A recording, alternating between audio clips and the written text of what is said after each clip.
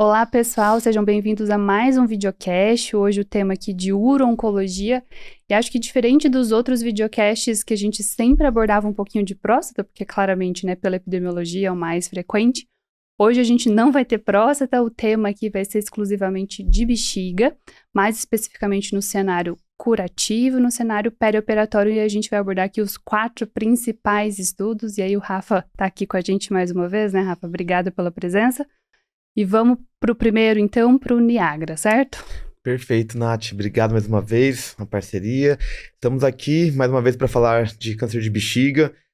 Acho que vocês, né, têm percebido tanto nos últimos videocasts quanto nos últimos pós-congressos, a gente sempre tenta trazer um bloco de cada especialidade dentro de GU, mas sempre com aquele brilho especial para a bexiga que tem trazido estudos com mudança de prática, e não só mudança de prática por si só, mas com tecnologias inovadoras, com novas formas de tratar e ver a doença. A gente até brincava, né, na finalização do ano passado, que a bexiga todo ano era o artilheiro do ano, né? E não tem sido diferente agora em mais um ano. Então a gente resolveu fazer um videocast para comentar como que está o panorama hoje, né, desse cenário perioperatório curativo, um pouco de o estado da arte atual, né, e contextualizar um pouquinho o histórico dos últimos anos. Então, tentei trazer um pouco na ordem cronológica do lançamento dos estudos, nos primeiros 3, e depois a gente vai falar um pouquinho só sobre o tratamento adjuvante, que foi até um pouquinho antes, mas aí ele tem um contexto um pouquinho diferente, que foi com o IMvigor011, né? Então, um pouco pra gente ver como que a gente vai falar um pouco sobre o Niagara, né? Que foi o estudo que foi de 2024, em 2025 a gente teve o EV303, e esse ano a gente teve o EV304, depois no fim a gente conclui um pouco com o IMvigor011, tá bem? Então vamos lá, falando um pouquinho sobre o Niagara, né? 2024, tem cerca de 2 anos, então, né? Até então, até o começo do ano, a gente tinha o mesmo cenário em câncer de bexiga que a gente tinha há muitas décadas, né? Que era o tratamento baseado em platina, de forma neoadjuvante, como o nosso padrão ouro para pacientes, obviamente, elegíveis a cisplatina. Para os pacientes que eram inelegíveis à cisplatina, a gente seguia direto para cirurgia.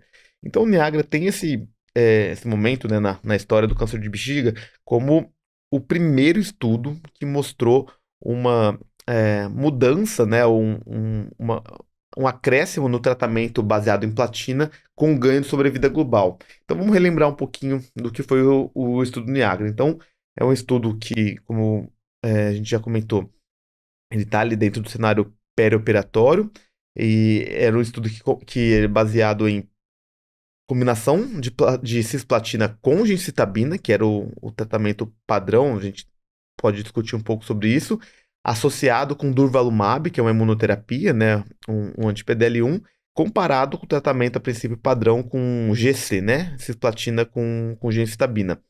Eram feitos 4 ciclos de cada tratamento, né, em cada braço. Os pacientes seguiam para a cistectomia radical, então isso já estava previsto para todos os pacientes. E pós cistectomia, no tratamento padrão, a gente de fato não tem nenhum tratamento adjuvante. A gente tem a opção do uso do nivolumab, que foi um estudo também já apresentado previamente, mas que ele não teve ganho de sobrevida global, então não é um padrão. A gente teve ali uma casa de 17% dos pacientes fazendo nivolumab adjuvante, mas ele não era obrigatório para todos, conforme é a nossa prática mesmo, né? E para os pacientes que faziam uso de GC mais durvalumab, esses pacientes sim, depois eles recebiam durvalumab de manutenção até completar o total de 1 ano, né, de durvalumab desde o início lá da neoadjuvância. E como que foram os resultados, né? A gente, quando fala de um tratamento curativo, né, um tratamento perioperatório ou neoadjuvante, o primeiro desfecho que a gente tem, que a gente olha a positividade, é o sobrevida livre de doença, né? E a gente vê no cutoff de 24 meses, que a gente teve uma diferença absoluta de 8%. Então, de 68% praticamente, né, do grupo do durvalumab, contra praticamente 60% no grupo controle, com GC. Pode parecer uma diferença absoluta pequena, mas um hazard ratio de 0,75 ele é muito significativo quando a gente lembra que a gente está comparando com um tratamento padrão até então, né? A gente não está comparando com um tratamento que era pouco ativo. Pelo contrário, né? Cisplatina, desde a década de 80, 90, a gente entende como o tratamento mais ativo em câncer de bexiga. Então, foi um resultado surpreendente, né, na época. E quando veio a confirmação dos dados com ganho de sobrevida global, esses dados se confirmaram de fato com uma mudança de tratamento, com uma mudança de padrão mesmo, né? A gente teve um hazard ratio de 0,75, só me corrigindo, o hazard ratio para sobrevida livre de doença foi de 0,68, foi melhor ainda, né? E o hazard ratio para sobrevida global de 0,75, que é um número que chama bastante atenção. E a gente olha também, né, quando a gente fala um tratamento neoadjuvante, qual foi a taxa de resposta completa. A gente sabe que a bexiga, além de ser um órgão super funcional, né, que a cistectomia é uma cirurgia que tira muita qualidade de vida do paciente, a gente olha para as taxas de resposta completa, né, e a gente teve 37% dos pacientes com a resposta patológica completa, quando eles iam para a cirurgia. Então, essa taxa de pacientes que não tinham doença mais visível, comparado com 27% no braço da quimioterapia.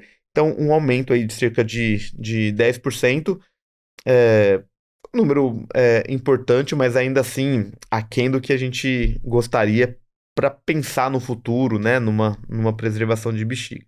E os efeitos colaterais relacionados ao tratamento, como a gente tem quimioterapia, né, nos dois braços, a gente sabe que a grande parte dos efeitos colaterais vão ser relacionados à quimio, né? E aí, quando a gente fala da diferença somente do acréscimo da imunoterapia, é o que a gente, né, hoje em dia, em 2026, quase todo oncologista já está bem mais habituado a manejar os efeitos de imuno, que é aquilo que a gente sabe.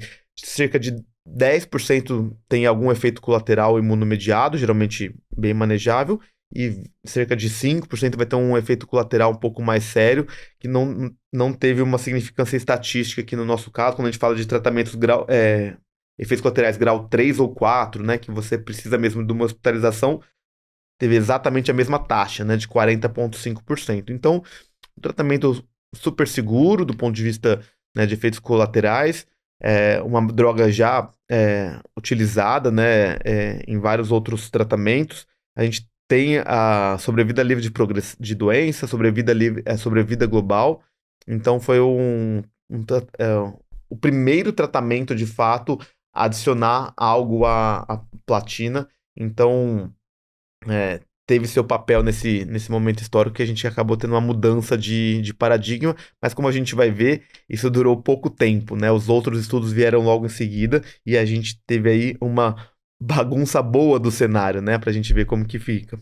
Perfeito, Rafa. Eu acho que assim, para a gente trazer um pouco para a prática clínica, uma das questões desse estudo é que a quimioterapia que foi utilizada foi o GC, né? Então, cisplatina com gemcitabina, mas a gente sabe que na prática, para aqueles pacientes que têm um bom performance status, talvez aqui o esquema que traga mais benefício em relação à sobrevida global, na verdade, é o MVAC, né?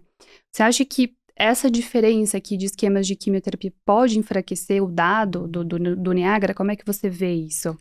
Pois é, Nath, a gente sempre brinca na oncologia que os estudos muitas vezes vêm atrasados, né? Então, quando você pega um braço controle, às vezes ele não é mais o mesmo padrão, e aí você sempre vai ficar na dúvida que você não tem um estudo comparador com aquele que poderia ser o melhor tratamento. É uma crítica, na verdade, ao desenho do estudo, porque a gente já tinha essa informação do MVAC, mas ainda assim, apesar da gente ter estudos mostrando que MVAC da ausência foi o único esquema que, de fato, teve um ganho estatisticamente significativo de sobrevida global, é um tratamento baseado em químio, né? Então tem essa discussão de que, a princípio, você está comparando tratamentos quimioterápicos, mas houve sim discussão, e há essa discussão sobre. A gente não consegue dizer categoricamente que a combinação GC mais Durva é superior ao MVAC dose densa, né? A gente pode dizer categoricamente que ele é superior a GC. Como a gente entende que o durvalumab tem um mecanismo de ação diferente, aquela questão da imunoterapia ter uma resposta duradoura e melhorar as taxas de cura mesmo, a gente entende que a adição de imunoterapia é importante. Então, apesar de enfraquecer no sentido de ter uma crítica de que eu não posso afirmar que MVAC é inferior, acho que do ponto de vista de classe de droga, né? A adição de imunoterapia no tratamento neoadjuvante perioperatório é mandatória depois do estudo Niagara, sim. Perfeito. Então, agora vamos seguir aqui para os estudos EV, né? Então, tanto o 303 quanto o 304, que, igual você falou, trouxe uma bagunça boa para a prática clínica nossa. A gente gosta quando a gente tem mais de uma opção. Tudo bem que, às vezes, na prática, isso é difícil a gente selecionar qual paciente é melhor para cada um desses perfis. Mas a gente vai continuar essa discussão exclusivamente no canal do aluno, da AF Oncologia.